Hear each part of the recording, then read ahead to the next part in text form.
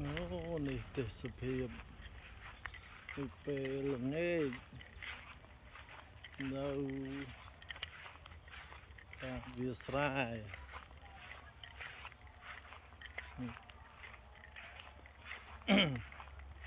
វាលស្រែវាស្មៅនេះស្ងប់ស្ងាត់អត់សូវមានចំណូលបាទសូវមានចំណូលខ្យល់ណា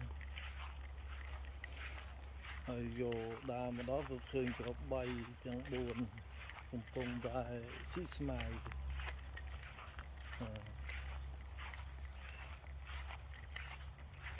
ទេសភាពវាស្មៅអមនឹងក្របីអមនឹងក្របីភាពស្អាត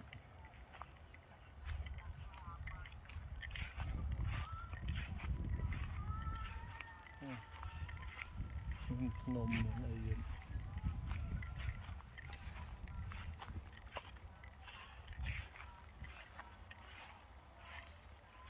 ភាពស្អាតបងប្អូន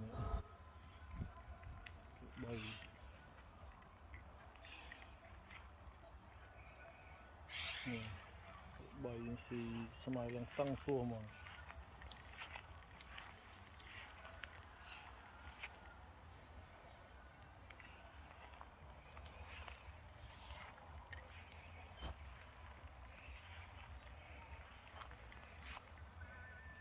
កំស៊ីណាក្របីតឹងពោះក៏នៅតែ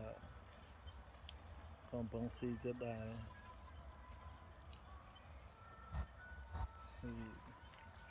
វាស្ងប់ស្ងាត់ល្អបងប្អូនបាទ